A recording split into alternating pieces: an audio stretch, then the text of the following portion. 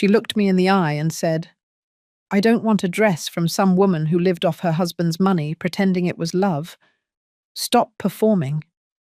Then she tore the wedding dress I made with my own hands, right in front of 200 guests, 6 months, every stitch done in silence, and she shredded it like trash. I stood there, no screaming, no tears, just silence so sharp it burned. I wasn't ready for that kind of betrayal. But what she didn't know was this. The dress hadn't the only thing I brought that day. And before the night ended, something else would be torn wide open. The music didn't stop. That's the first thing I remember. After everything that happened, after the sound of silk ripping in a room full of silence, the background string quartet just kept playing. Sweet, soft, stupid. I remember the look on the violinist's face. Confused. His bow just kept moving. And me? I stood still. I didn't reach for the fabric she'd torn from my hands. I didn't say her name. I didn't ask why. I already knew. There are moments in life that don't come with a build-up. No warning signs, no dramatic pause. Just one clean slice that leaves you open in places you didn't know you could bleed. That was the moment she gave me. My daughter. She stood on that stage, wedding gown pristine on her body, but rage rising in her voice, and she said it. Loud, clear, like she'd been rehearsing. "I don't need a dress from some woman who lived off her husband's money pretending it was love. Stop performing." Then she tore it. Not the dress she wore, but the one I made. The one I had carried to the venue, boxed in satin, pressed, folded, protected like a sacred thing. The one she once told me made her feel like a queen. She took it from my hands, in front of 200 guests, and shredded it in the same second she shredded my name. It took her less than 10 seconds to undo 6 months. People gasped. I saw someone drop a champagne glass. My ex-husband's sister put her hand over her mouth like she'd seen someone get shot. My old friend Felix, who'd organized the event, stood near the floral arch with both hands frozen mid-clap. And still, the music didn't stop. It kept going, as if the cellist and violinist and pianist had decided this was part of the show. Maybe it was. Maybe I'd been part of a show for 32 years without realizing it. I didn't cry. I didn't flinch. My hands stayed at my sides. I turned and walked off the stage. My heels echoed against the marble floor of the side hallway. Every step sounded like a sentence. By the time I reached the prep room behind the venue, the one they'd given me to rest and refresh during the reception, I was already rolling the lock shut.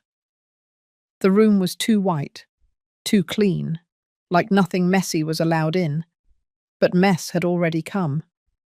I sat down, not slowly, not dramatically, I just sat.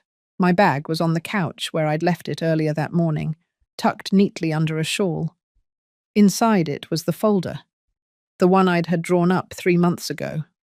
I took it out, laid it on the vanity in front of me. The penthouse in Lakeview, the 47% ownership stake in the Laura Whitlow brand, the scholarship trust for young designers that I had hoped Bianca would someday manage. All of it, neatly itemized, ready to be signed. The pen was still clipped inside the flap, and I hadn't signed it. Not yet. I looked at my reflection, not the makeup, not the earrings, not the carefully arranged chignon, just the woman behind the woman. My hand hovered over the pen, then dropped. Not because I was unsure, but because suddenly I knew something for sure. She didn't tear the dress to hurt me. She tore it, because she thought I would never fight back. That was the part that hit me hardest. The betrayal wasn't just in the insult, it was in the calculation, in the way she made her move when I was at my most exposed, when I was doing what mothers do best, giving. I had given her everything. And still, she wanted more. She wanted it all.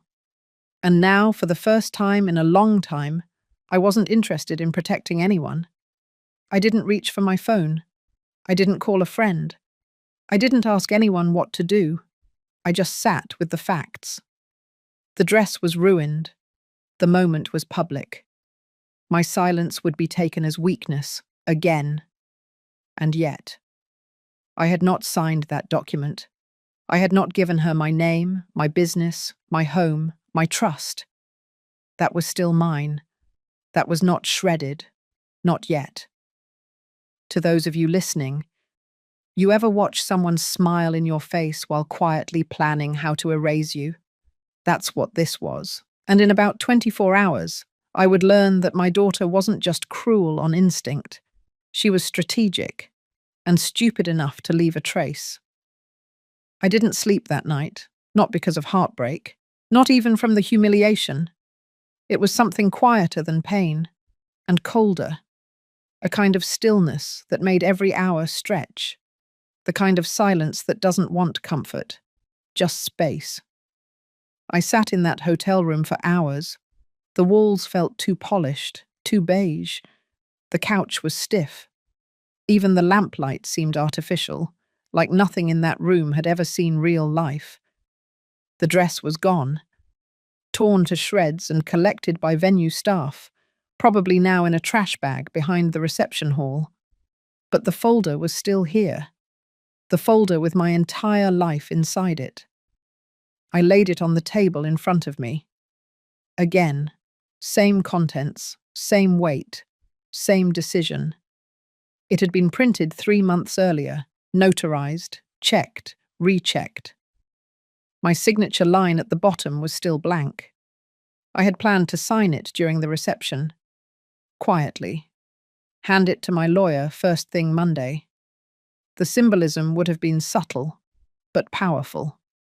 A mother letting go, a new generation rising, legacy handed over not just with words, but with trust. And now I couldn't make myself touch the pen. It wasn't indecision, it was clarity. I knew what had to be done. I just needed a minute to let my heart catch up to my hands. Around 2 in the morning, there was a knock at the door. Soft, controlled, no urgency. I knew who it was before I opened it. Gianna stepped inside, coat still buttoned and hair slightly damp from the night air. She looked at me the way only someone who has known your deepest pride and your worst regret can look at you.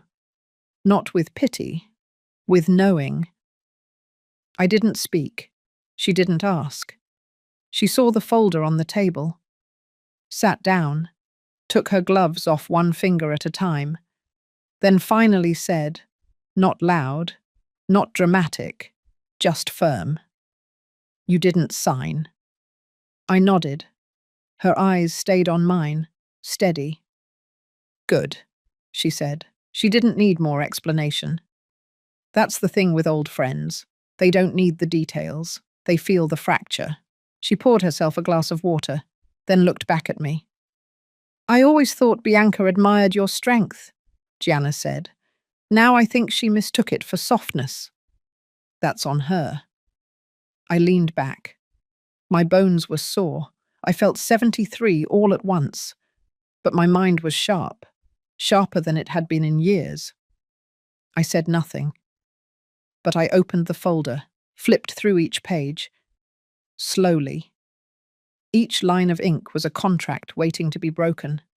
Every clause designed to protect the one who now thought nothing of slicing me open in front of 200 people.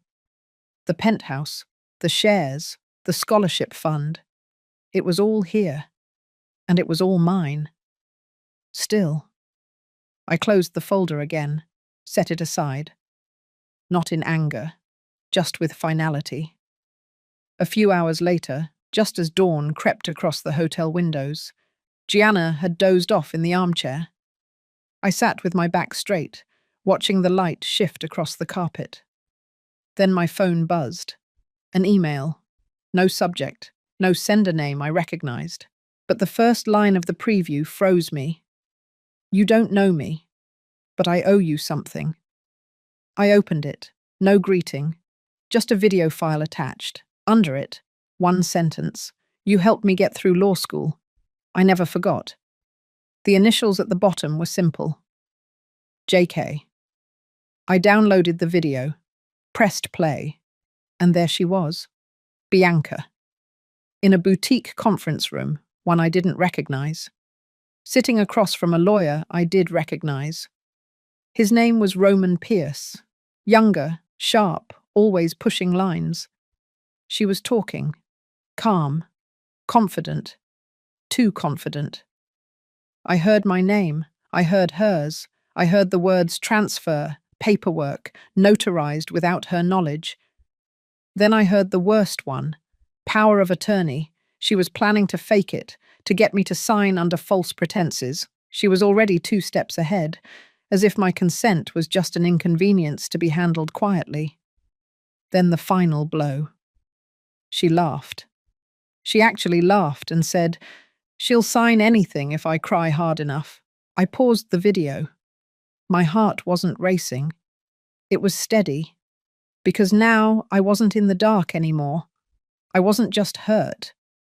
I was informed. I walked over, touched Gianna's arm gently. She woke instantly, looked at my face, and knew something had changed. I handed her the phone. She watched in silence. No interruptions. When the video ended, she exhaled slowly. "So that's what this is," she said. "Yes," I answered. "That's what this is." I went back to the table.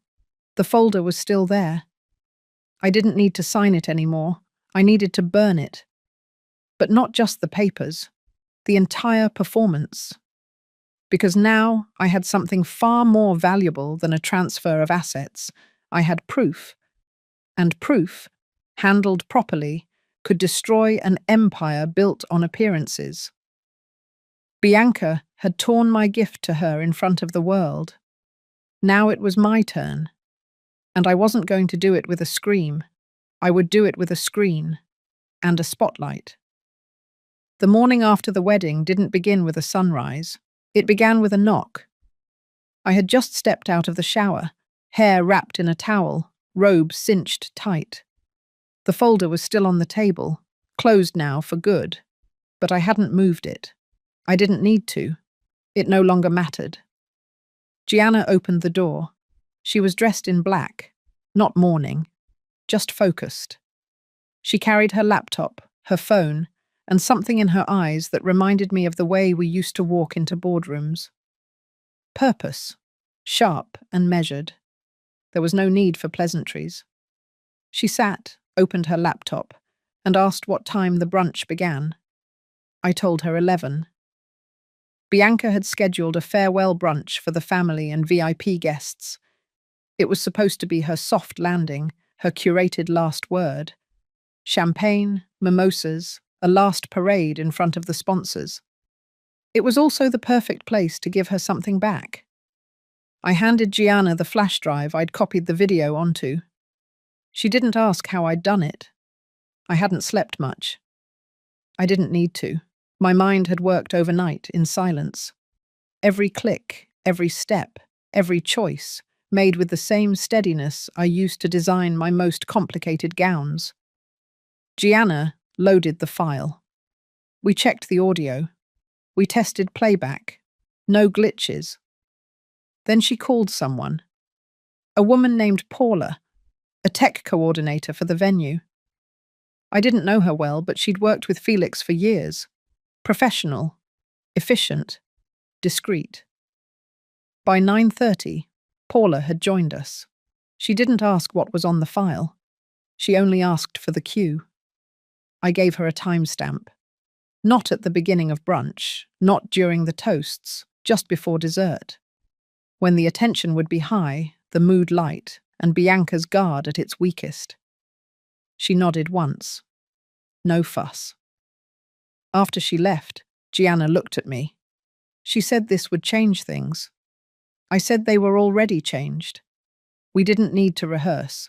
We didn't need to prep a speech. All I had to do was show up. By 11, I was dressed, dark navy, nothing flashy, simple heels, hair pulled back. No makeup beyond what I needed to not look like I'd spent the night plotting the end of a legacy.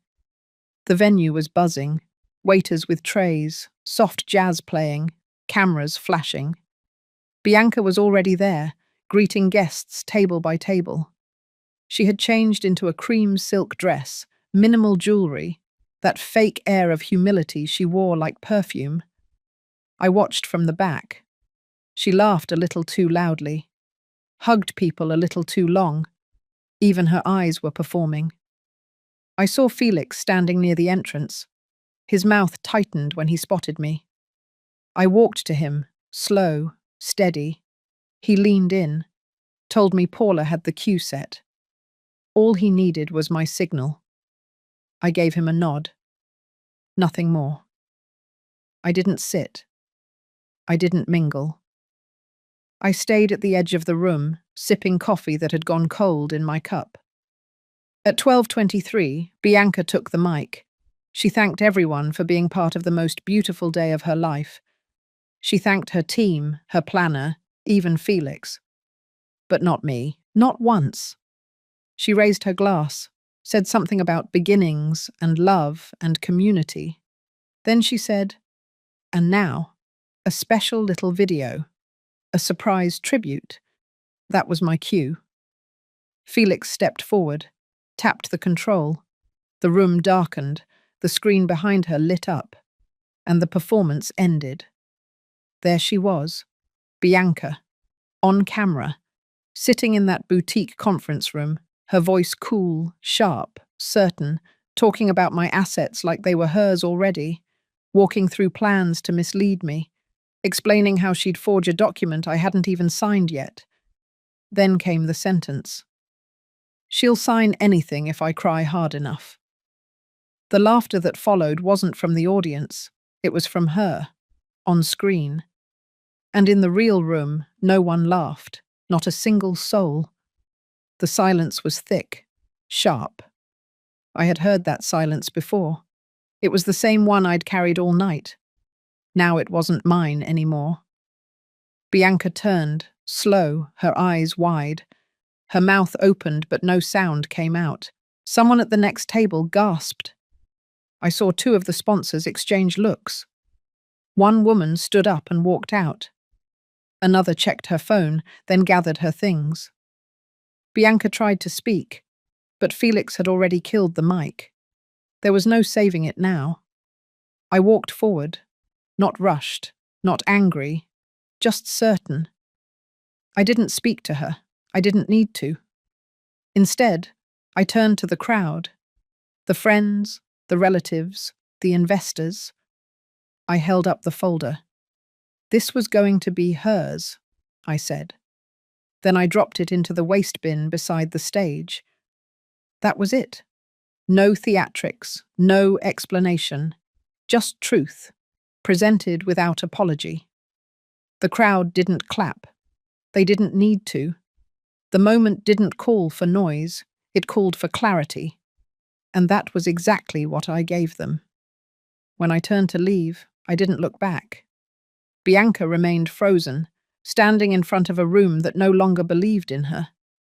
Whatever empire she had built on charm and polish had cracked in less than 2 minutes. I didn't celebrate. I didn't smile. I just walked into the daylight. And for the first time in years, I didn't feel like anyone's mother. I felt like myself. The day after the brunch, the story was already out. Not on gossip sites, not through some scandal blog. It travelled faster than that. Quietly, professionally, like a shift in the air. The kind of shift that makes people stop returning phone calls. The kind that makes sponsors reconsider their investments. The kind that doesn't need to trend to ruin you. Gianna had told me to expect it. She said, once the video was seen, the silence would do the rest. And she was right. I didn't post anything. I didn't give a statement. I didn't try to explain myself. I had said what I needed to say by doing nothing but showing the truth. Still, That morning, the silence felt different. Not empty, cleansing. I sat in the corner of the hotel cafe, same dark coffee in front of me, same napkin folded too neatly in my lap, but my hands were calm, no trembling, no shaking, just still. Across the room, Felix walked in. He wasn't supposed to be there. His role had ended the moment the last guest stepped out of the ballroom. But he saw me, and he walked over. He didn't say much, just nodded, sat across from me, and took a sip of his own drink before setting it down. Then he looked at me, steady. "She tried to call me last night," he said. I asked if he answered. He shook his head. "I'm not surprised," I said. "She only calls when there's something left to lose." He didn't laugh. He didn't disagree. Felix had known Bianca since she was 12. He'd seen her grow from a child clinging to the hem of my runway gowns to a woman who had long since stopped asking permission. And though he never said it aloud, I think he once believed in her more than I did.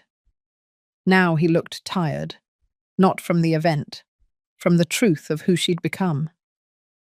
"They're already pulling the Paris deal," he said. I nodded. I figured. The Paris deal was a campaign Bianca had been planning for months. A luxury skincare brand was going to make her the face of their North American launch. There had been talk of TV spots, magazine covers, even a limited fragrance edition named after her. That was gone now. One video, one truth. That was all it took. I didn't feel smug. I didn't feel anything close to triumph. Just quiet confirmation. Felix reached into his coat pocket and slid something across the table. An envelope. I opened it slowly. Inside were 3 letters, all handwritten, all from people I hadn't spoken to in years. The first was from Elise, one of my oldest seamstresses. She had retired 5 years ago, moved to Arizona to live near her grandchildren. She wrote that she had seen the clip, that she wept, watching it. Not for me, she said, but for what it meant, for how far we can fall when we forget the hands that raised us. The second was from my former assistant, Monica.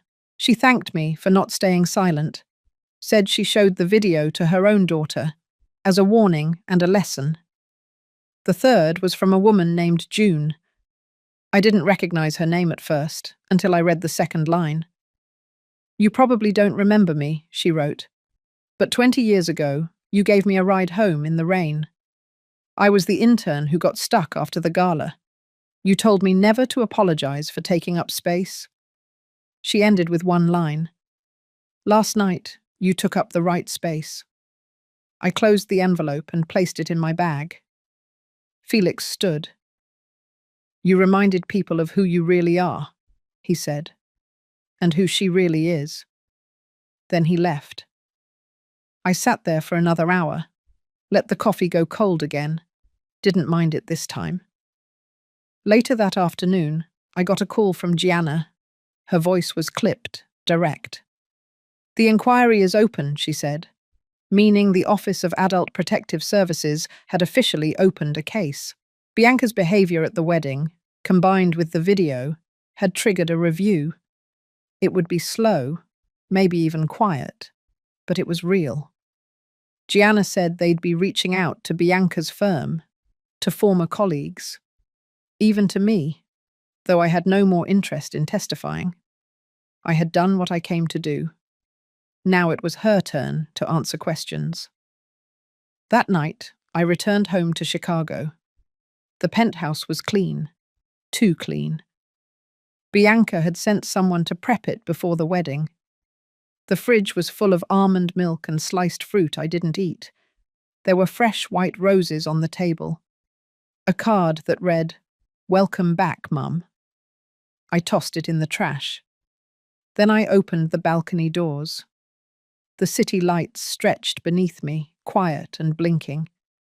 Everything below looked small, manageable. I stood there for a long time. let the cold air move through me. Inside, my phone buzzed. It was a message from one of Bianca's former clients. "Hi, Lorraine. I just wanted to say, thank you. Nothing more. No explanation." I didn't respond. I didn't need to. Some things don't require applause. Some things are their own conclusion. And I was finally reaching mine. 2 days after I returned to Chicago, I took the elevator to the top floor of the Whitlow building for the first time in almost a year. The last time I was here, I was handing over my keys to the board and telling them I was done. No ceremony, no goodbye party, just a quiet exit through the side staircase. This time, I wasn't here as the founder of a fashion house. I wasn't here to design or consult or approve color swatches. I was here to make something disappear. The woman at the reception desk, new and nervous, stood when she saw me.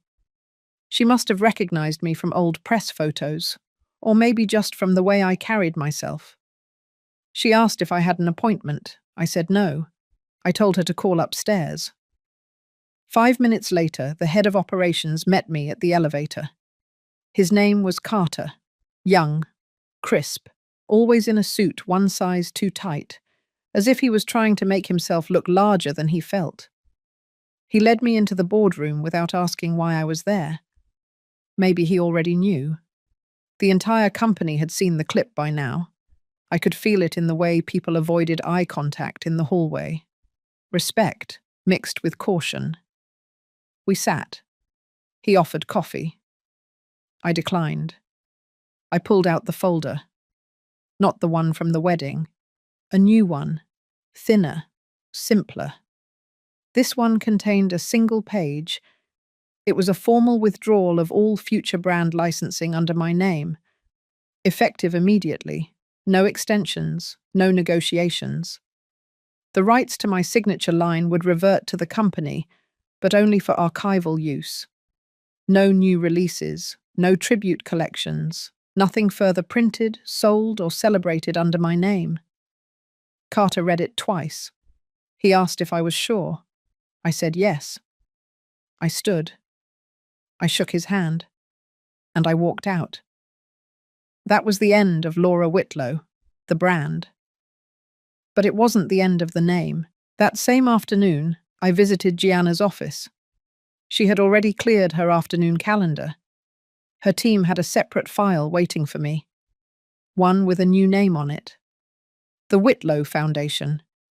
Registered, structured, funded, focused on supporting women over 60 who had suffered emotional abuse from family members, with a special grant stream for women who had been financially exploited by their own children. Gianna went over the basics. I let her talk. The truth is, I wasn't listening to the numbers. I wasn't thinking about impact reports or annual statements. I was thinking about the letters I had started receiving, dozens of them. Some were emails, some were typed. But the ones that shook me most were handwritten. One woman wrote about her daughter draining her retirement account without her knowledge. Another said her son-in-law had moved into her home, then threatened to evict her unless she signed over the deed. One letter came from a woman in Kansas who had sold her engagement ring to help her daughter start a business, only to be blocked from the building once it became successful. These were not strangers. These were mothers. Women who had given and given until they forgot how to hold anything for themselves. I recognized all of them, because once I had been one of them. Gianna asked if I wanted to chair the foundation. I said no. I didn't want to be its face. I wanted to be its start.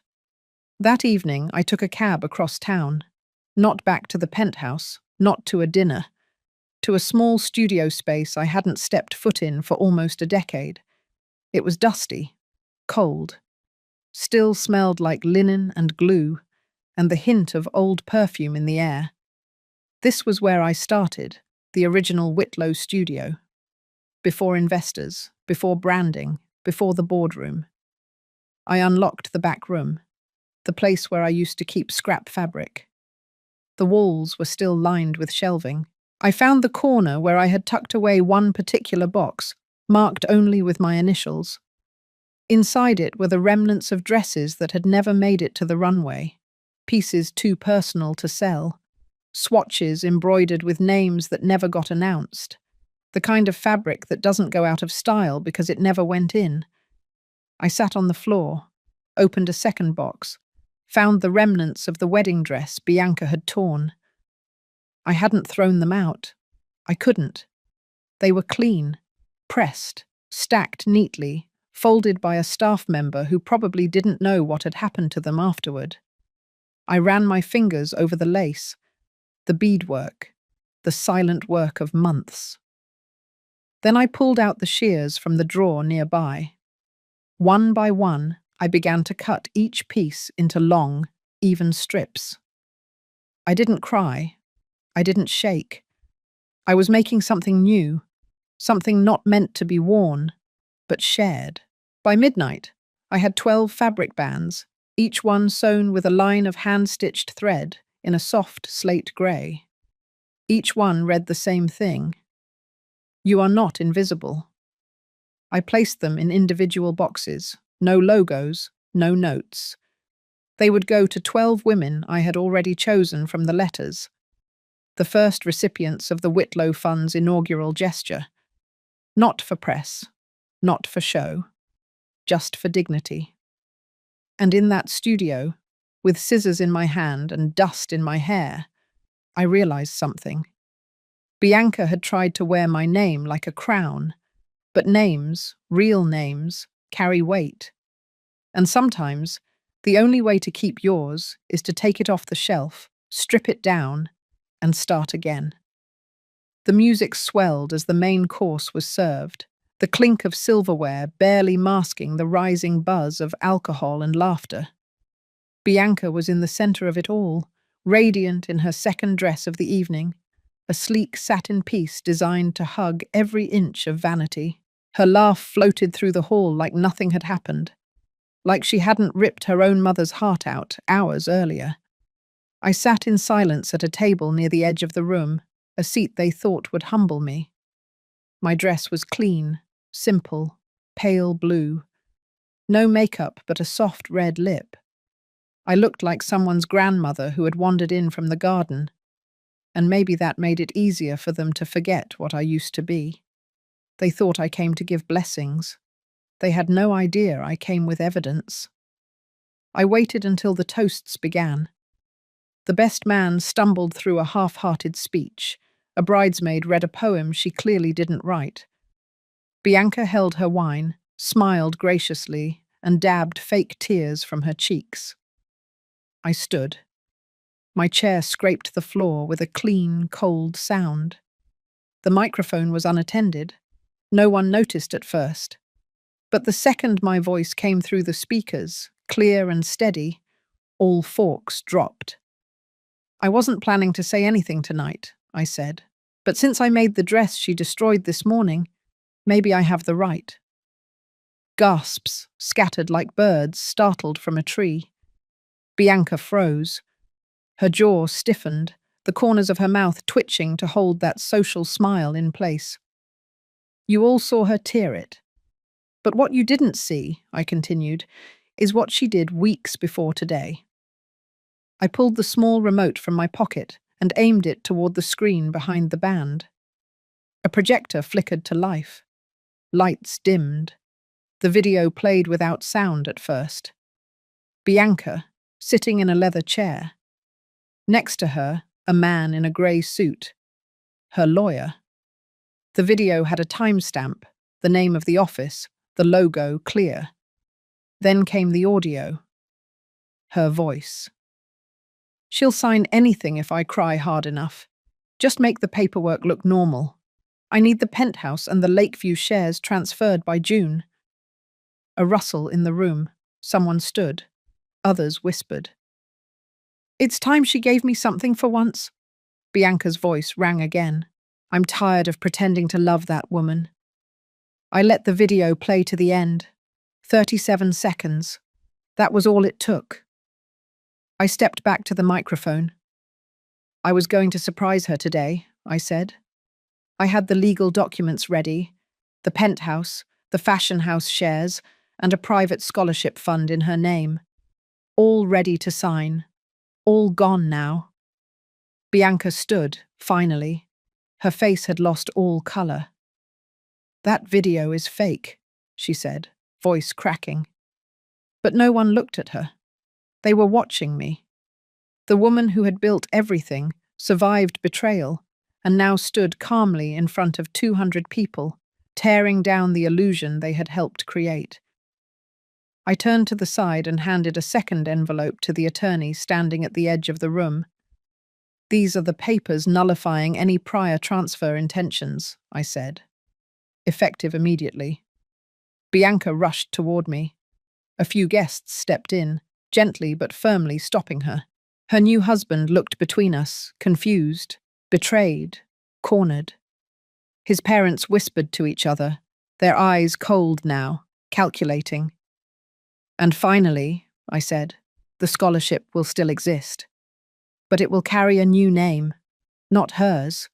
It will honour women who have been discarded by their daughters, who stitched love into every hem and got spit on in return."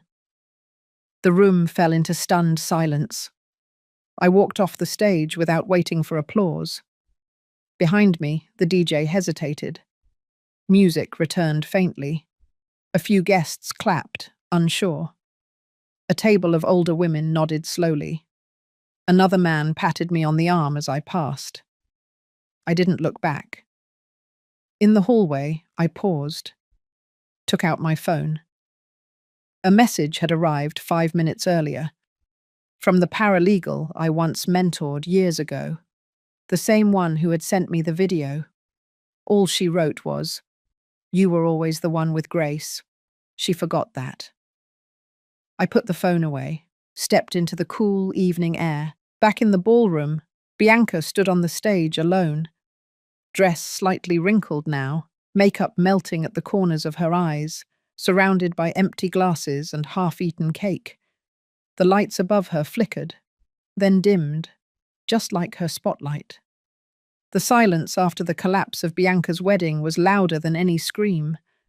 The lights dimmed, the guests dispersed, and the once glittering hall now felt cold and echoing. I didn't linger. I walked out with my back straight, past the tables still littered with untouched cake and half-drunk champagne flutes. My heels didn't click angrily against the marble floor. No, they whispered of control, of clarity. The next morning, my phone rang before sunrise. It was my lawyer, Madison, her voice calm but urgent. Bianca's legal team had responded within hours of the video release. She denied everything, claimed it was deepfake, said I'd doctored it, that she was framed by a jealous mother incapable of letting go. I told Madison to proceed, quietly, precisely, and legally.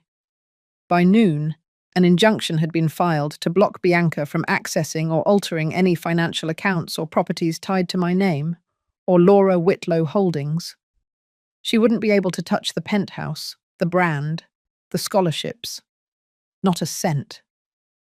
That afternoon, I had the locks changed. On every property, offices, home, storage units, the Lakeview penthouse. I arrived at the penthouse before sunset. The security guard nodded when he saw me. I didn't ask if Bianca had tried to come. If she had, she would have found the elevators disabled by keycard. I walked to the window overlooking the lake. The city glowed below. Everything I had built, every stitch of my life was still standing. I brewed tea in silence.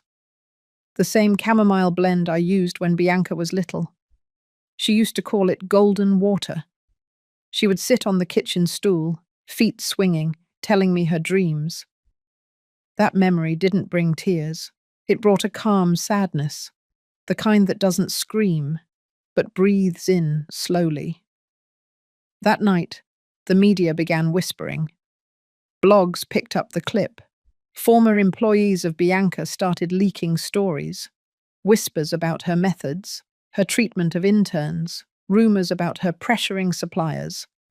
Nothing illegal, but everything ugly.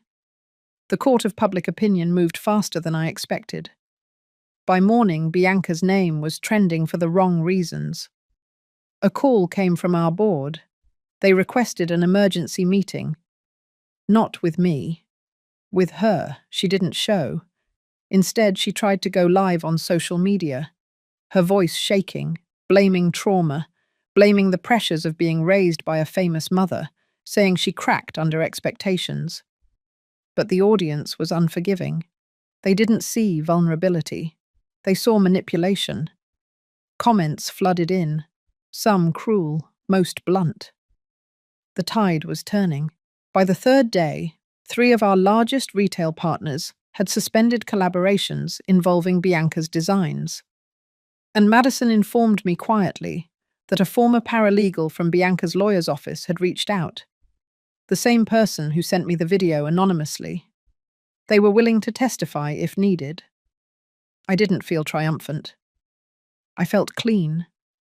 Like dust was finally being swept out of corners I hadn't dared examine. The house felt different, not because anything had changed, but because something had been released.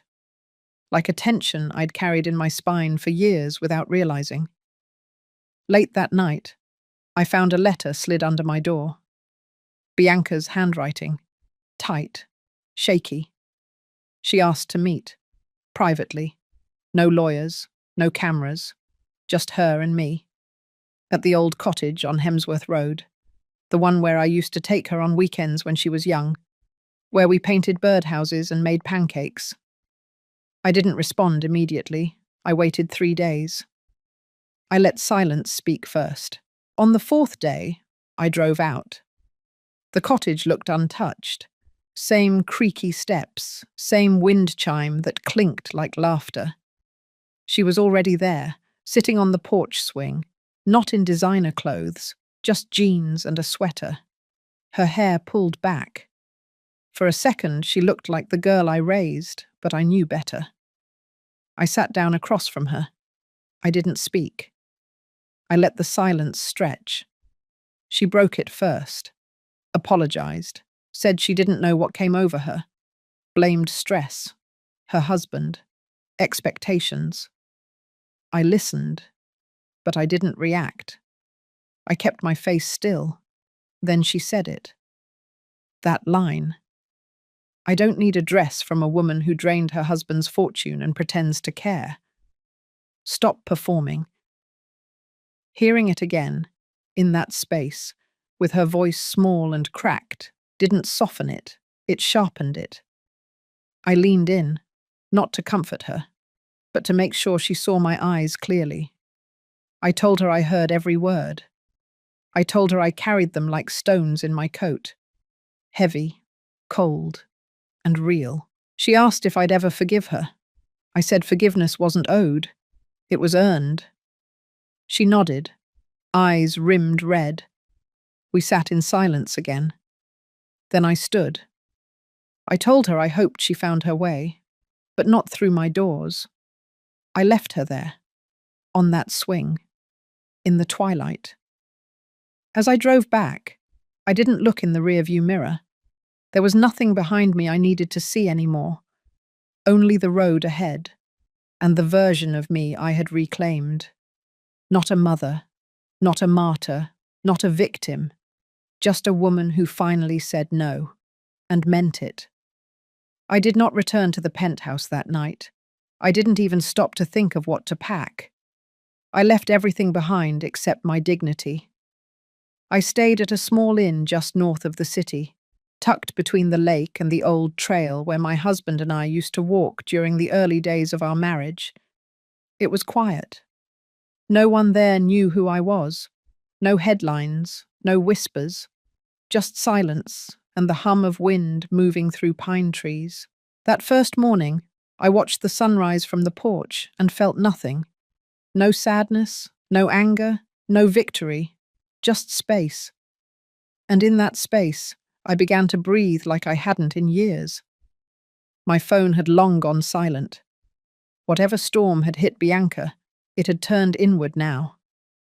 I spent 2 days alone, walks in the woods, black coffee, staring at the ceiling. And then I opened the envelope. Not the financial documents. Not yet. It was a letter, one I had written to myself months ago, in case I ever lost sight of why I did everything I did. I read it again. You gave love in silence. You gave her a name, a legacy. But you were never required to give yourself away completely. You are allowed to walk away, even from your own child, especially when love is turned into a weapon. That line held me, especially when love is turned into a weapon. The next morning I called Martina. She answered on the first ring. Her voice, calm and grounded, held no urgency, just presence. She had been fielding calls from reporters and brands who wanted statements. Bianca had already lost 2 major endorsement deals. Laura Whitlow's stock had dipped. The board had issued a notice to review Bianca's position. The press kept calling it a meltdown. Martina called it a reckoning. I said nothing. Martina paused. They are offering you full reinstatement. The board wants you to return, reclaim full control, publicly. My first reaction was no. I had spent my entire life building that brand. But walking back now, after such an ending, felt hollow. I told her I'd think. Instead, I drove to the Laura Whitlow flagship store. It was still early, not open yet. I walked around the block, watched the windows being washed, mannequins being dressed. People rushing past, unaware that just days ago, the woman behind that logo had been humiliated in front of 200 guests and the entire internet. And yet the brand stood. Inside the building, one of the senior designers saw me. She opened the back door. She didn't say anything, just nodded. And I stepped in. The air was thick with the scent of fabric dye and faint perfume. I had been here so many times. Every rack, every fitting room, every sketch pinned to the wall. But this time, I didn't look at the dresses. I looked at the people. Some looked away, ashamed. Some held their breath. And a few, the ones I trusted most, nodded at me with quiet recognition. Not pity. Something else. Resolution. Back in the car, I drove without thinking, past the courthouse, past the lake, to a small building where my old accountant still worked. He greeted me with a hug. I handed him the full set of documents. We sat down. I want to restructure everything. Nothing goes to Bianca now, nothing hidden. I want every asset to be publicly reassigned. He blinked, but nodded. Years of loyalty meant he didn't ask why. The penthouse, the shares, the scholarship fund. I had him reroute them all. To who? He finally asked. To a new foundation. In my mother's name. For women over 50, who had been pushed aside by their families, or who wanted to rebuild their lives with dignity. Especially those in the creative fields who had been told they were too old, too irrelevant. I had once dreamed that Bianca would carry on that legacy. But now, it would go to women who understood the cost of silence. We spent hours sorting the details. His pen moved with precision. My chest felt lighter. Later that evening, I sat at the inn and wrote the press release. It wasn't long, just a single paragraph. After careful reflection, I have chosen to step away from the public face of Laura Whitlow. My legacy will continue, not through one person, but through a community of women who have earned their place at the table. The brand is not an inheritance, it is a responsibility, and I choose to give it back to those who know how to carry it. No press conference, no interview, just the quiet assertion of autonomy. When it published the next morning, reactions came quickly. Some praised me, some accused me of abandoning family. But the most powerful response came in silence. Dozens of women sent private notes, stories of being erased, overlooked, ridiculed, and how my letter reminded them that starting over was still possible. Bianca remained silent. There was no apology, no explanation, just a void. I didn't chase it. 3 days later, I met with the board. I handed in my resignation in person, shook hands, walked out. No one stopped me. That night, as I lay in bed, I looked at the ceiling and whispered something my grandmother once said. Sometimes the loudest rebellion is to live well without permission. And I did. I slept, peacefully, for the first time in years. Outside, the wind moved through the trees again. No spotlight, no stage, just air. And my name, no longer attached to anyone else's expectations.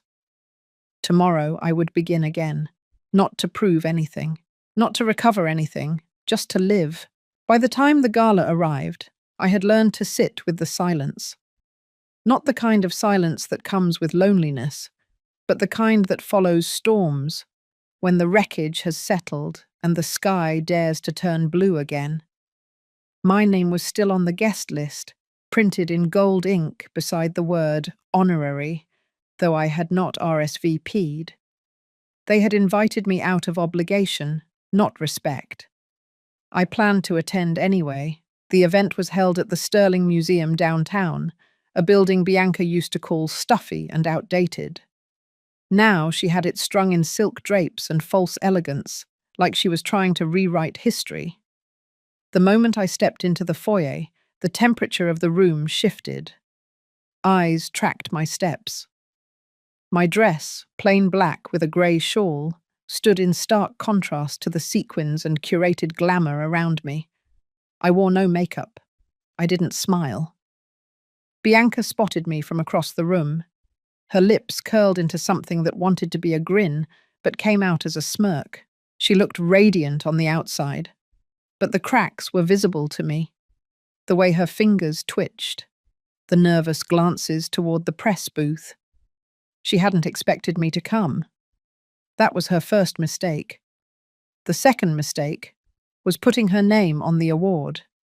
The Women's Initiative for Creative Impact was something she had tried to claim in the months after her public disgrace. I had let her run with it for a time, curious to see how she would carry it. She branded it with buzzwords and bright colours. She gave speeches about resilience. She collected checks. What she didn't know was that I had filed the foundation's incorporation papers under a different structure months before. It bore my signature, my governance, and a clause that allowed for revocation of all her privileges based on misconduct. That clause would come into effect tonight. I took a seat near the back of the stage while she was called to the podium. Her voice, always trained for optics, carried easily. "This initiative," she began, eyes flickering toward the camera crews, "was born from a desire to give back. I stand here not only as a designer, but as a daughter, a mother, and a woman who believes in second chances." A polite applause followed. She continued, thanking donors, speaking of strength and redemption. The usual. Then I stood. The moderator at the side looked confused, but I nodded toward the projector tech. He recognized me. We had spoken an hour earlier, and he knew what to do. The slideshow behind Bianca stuttered. Then the screen blinked black. And then came the video. It was grainy at first. The camera had clearly been hidden, likely a phone tucked into a bag. Bianca sat in a cafe booth, leaning in close to a man in a grey suit. "She'll sign anything," Bianca said, swirling her drink, her voice casual. "If I cry hard enough, she'll think it's reconciliation." The room went still. Bianca turned around slowly, her face drained of colour. Her hands gripped the edges of the podium. For a moment, no one breathed. The video continued. Just need that power of attorney slip. She's got assets wrapped in LLCs, but her lawyer's old. One visit, one sob story, and I'll have full control. Gasps, whispers, then silence again. I walked forward. The lights dimmed slightly as I approached the stage, the sound of my heels echoing louder than expected. Bianca didn't move. Her eyes were fixed on the floor. When I reached the podium, I took the microphone from her hand, slowly, firmly. I spoke without raising my voice. The foundation Bianca speaks of is indeed real, but it does not belong to her. It never did. Murmurs. This initiative, born of a lifetime of work, of mistakes and lessons, is governed not by brand, but by principle. And the principle is simple: integrity, or nothing at all. I nodded to the tech booth. The projector changed slides. Paperwork appeared on screen. The original documents, the governance structure, my signature, the clause of revocation, a digital timestamp, a statement from the legal board. It was irrefutable. As of this moment, I continued, Bianca is no longer associated with the Foundation in any official or unofficial capacity. All rights, appearances, and permissions have been revoked. The initiative will continue, but it will do so in service of those who remember where they came from. I stepped back. Bianca's voice broke the silence, but it was no longer polished. You planned this. I nodded once, not in cruelty, but in clarity. You taught me to plan. Security didn't need to escort her out. She left on her own, though not before being followed by a dozen camera crews. Her designer heels clicked unevenly on the marble as she fled. The room did not applaud. They simply watched. Some lowered their eyes, some stood. A few walked over and shook my hand. Later that night, I sat in my car and watched the live stream replay on my phone. My hand didn't shake. My heart didn't race. I had loved her once. I had dreamed of legacy and memory. But what I had built was never meant to be inherited without honor. She had not just rejected me, she had tried to erase me.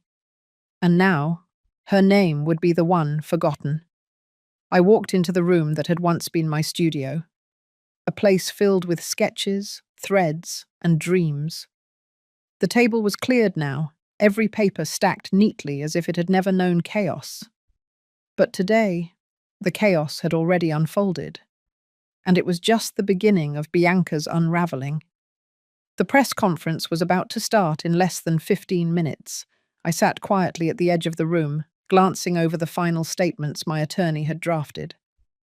Everything was in place: the revised trust papers, the transfer records, the security footage, even the emails that Bianca had so carelessly sent to her lawyer, thinking I was too old and too blind to protect what I had built.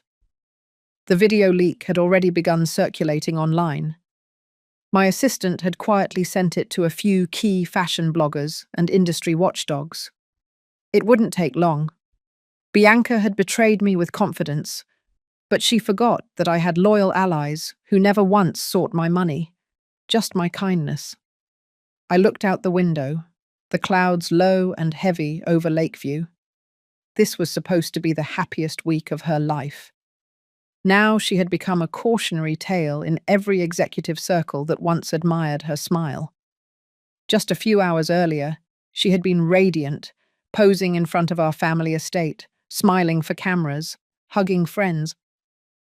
Knew nothing of the storm she had stirred. But when I stepped onto that ballroom stage and handed the mic to the woman who once worked as my junior seamstress, the room froze.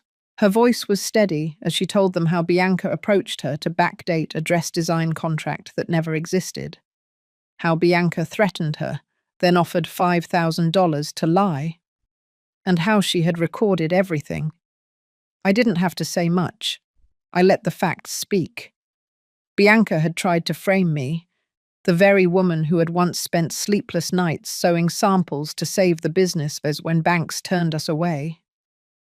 Now the silence in the room that followed the reveal was heavier than any judgment I could have voiced. She had used her fiancé's family connections to pressure board members. She tried to wrestle voting rights that never belonged to her. And she had made one fatal mistake, assuming I had no fight left. My lawyer arrived with a folder. Inside were the termination letters. Bianca's directorship was officially revoked. Her personal accounts linked to the brand had been shut down, the corporate cards frozen. The penthouse access was denied. I didn't take away her last name. She was still my daughter. But I had removed her clause from my legacy. My staff didn't say much. They didn't need to. When I returned to the hallway, I saw the interns lining the corridor, heads lowered in silent acknowledgement. Some of them had looked up to Bianca. Not anymore. And as for the investors, they didn't back away. Instead, they pulled me aside. One said he had always admired the core of the brand, ethics, strength, and elegance. Another said his wife cried watching the video of me holding up the unshredded half of the wedding gown, torn in rage but still beautiful. I told them the truth. That gown was never about a wedding. It was a symbol. A mother's hope that her daughter would walk toward a future with grace. Bianca had destroyed the fabric, but not the intent behind it. As evening fell, I drove back to the lake house. Not the penthouse, not the brand headquarters, just a small, cedar-framed retreat where I used to hide when the world overwhelmed me. Tonight, I wasn't hiding. I was reclaiming space. My phone buzzed. It was Martin. He had taken over the post-conference communications. I trusted him. He had no interest in limelight, just truth. Bianca hadn't called, not even once. But she had sent an email. I didn't open it. I wanted silence. Instead, I walked to the lake's edge and tossed the locket she had given me last year. A locket with our photo that now felt like a lie. It sank slowly, swallowed by still water, as I stood unmoved. I thought about forgiveness, whether I owed her that. But some actions couldn't be soothed with words. They had to be confronted. And sometimes, distance was the only boundary that preserved dignity. Inside the lake house, the fire was already lit. My assistant had left a note beside a warm cup of tea. It simply read, "The board voted unanimously. They stand with you. For the first time in days, I allowed myself to exhale. Not in triumph, not in sadness, just in quiet." Bianca's name would not be erased, but it would be remembered for what she chose to do. And me, I would not be remembered as the woman who was humiliated at her daughter's wedding. I would be remembered as the woman who stood up and reclaimed her place. This chapter of the story was not about destruction. It was about exposure. And what came next would require strength of a different kind, a quieter strength. But I was ready. I didn't have to say a word that morning. When I walked into the ballroom where the last brunch of the wedding weekend was being served, a silence rippled across the crowd. It wasn't fear, not exactly. It was the unsettling awareness that something was coming, and I carried it with me like a storm behind calm eyes. Bianca was already seated at the head table. Her gown, a second backup bought last minute after the original was ruined in her tantrum, clung to her like a desperate attempt to salvage grace. But even the most expensive silk could not hide the wear of a sleepless night. Her husband-to-be, Troy, was seated stiffly beside her. He did not reach for her hand. I walked slowly past the tables, making no effort to acknowledge the stares. I went straight to the platform and tapped lightly on the microphone.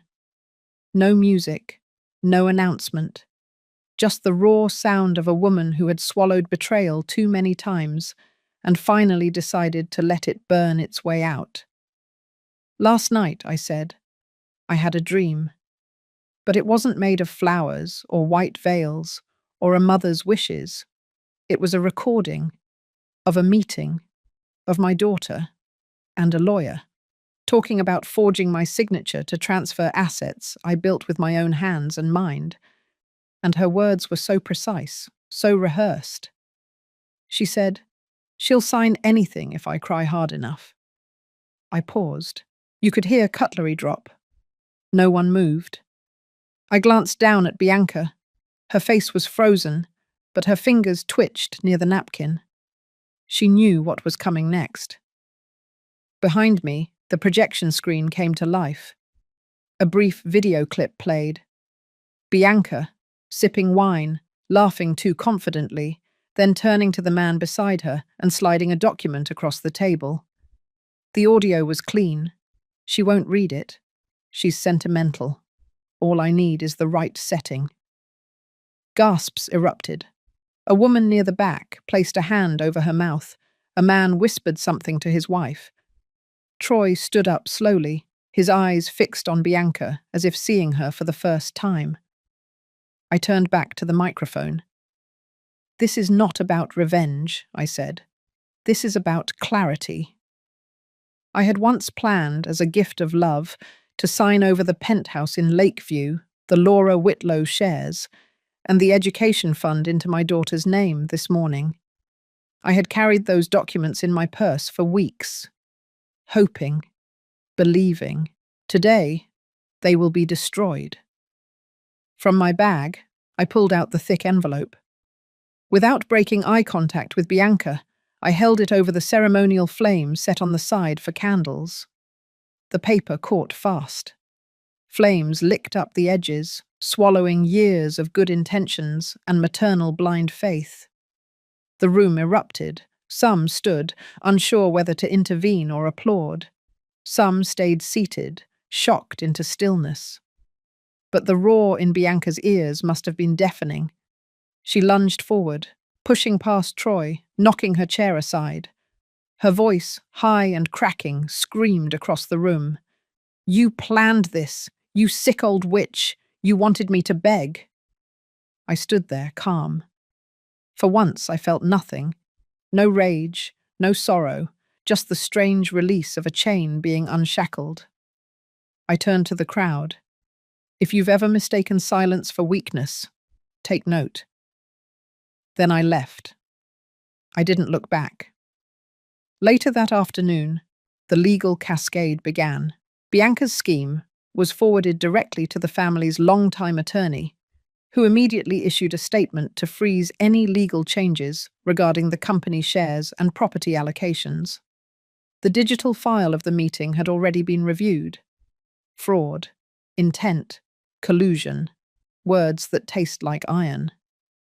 Troy's family issued a formal statement disavowing any prior knowledge and called off the marriage. His father, a federal judge, made a private visit to my home later that day. He offered no apology for Bianca's behavior, only a silent nod that said more than words ever could. He had seen enough to know where the fault lay. News traveled fast. Within 48 hours, Bianca was removed from the board of 3 charitable foundations where she served as a figurehead. Sponsors pulled out. Clients cancelled contracts. The media picked it up. From darling debutante to manipulative heiress, the fall was swift and public. But none of that was the point. The point was, she had tried to cut out the heart of everything I had built, with no remorse. And now, the world saw her without the costume, without the performance.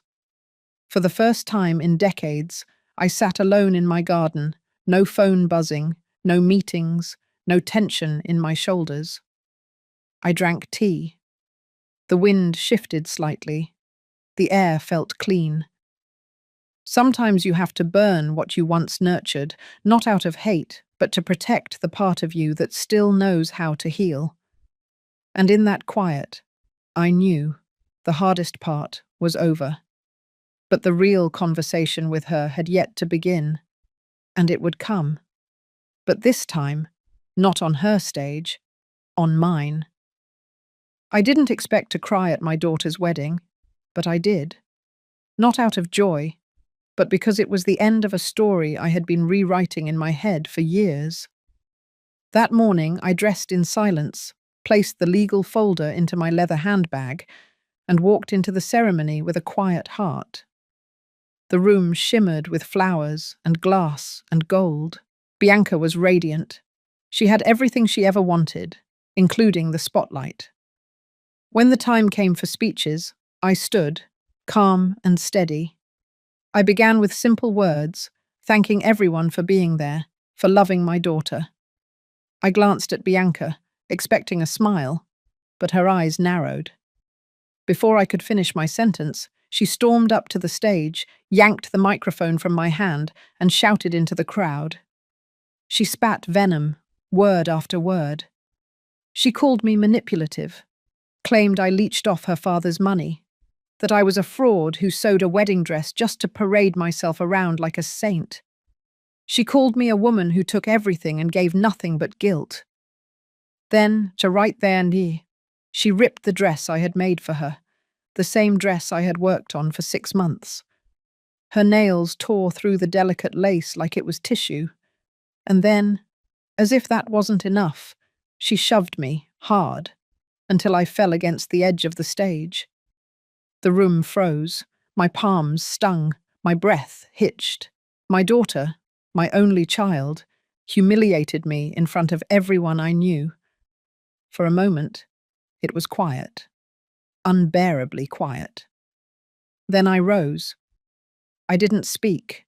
I didn't retaliate. I simply walked off the stage and out the side door. What came next wasn't rage. It was clarity. As I sat in the dressing room alone, shaking, an anonymous envelope slid beneath the door. Inside, a flash drive. A note. You should know what she's planning. I opened my laptop, plugged it in, and watched.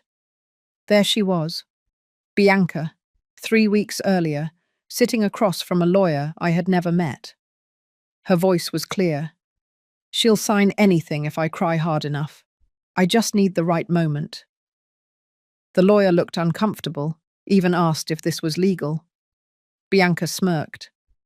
She won't even read the papers. She's old. She wants to feel needed. I closed the laptop. I felt the air leave my lungs. She had been planning to forge a signature, to steal the penthouse, the brand, the scholarship fund, all of it, everything I had spent a lifetime building. I thought I was passing down a legacy, but she saw it as loot. By the time the reception started, I had already contacted my lawyer. The document in my bag, the transfer of $4.3 million in property and assets, would remain unsigned. The scholarship fund would be redirected. And I had made a decision. I returned to the ballroom, not to make a scene, but to reclaim my dignity. I let her have the spotlight. I let her believe she had won. But when the final toast was called, I took the stage once more. This day is about love, I said. But it is also about truth. And sometimes, truth must be spoken to set us free. Then I played the video. The room gasped. The screen went dark. Bianca's face turned pale. Her new husband backed away slowly. The fallout was immediate. Her lawyer resigned. Her husband annulled the marriage within days. Friends vanished. Sponsors for her boutique pulled out. The press got wind. She lost everything she had schemed for. Weeks later, she came to my apartment. No makeup, no fury, just a hollow girl in heels too big for her soul. She didn't say much. Neither did I. But I saw it in her eyes. Regret, shame, fear. I didn't forgive her that day. That would come later. But I saw a sliver of the girl I raised, the one who used to laugh at my studio as I sketched into the night. I saw a chance, maybe, for both of us to start again.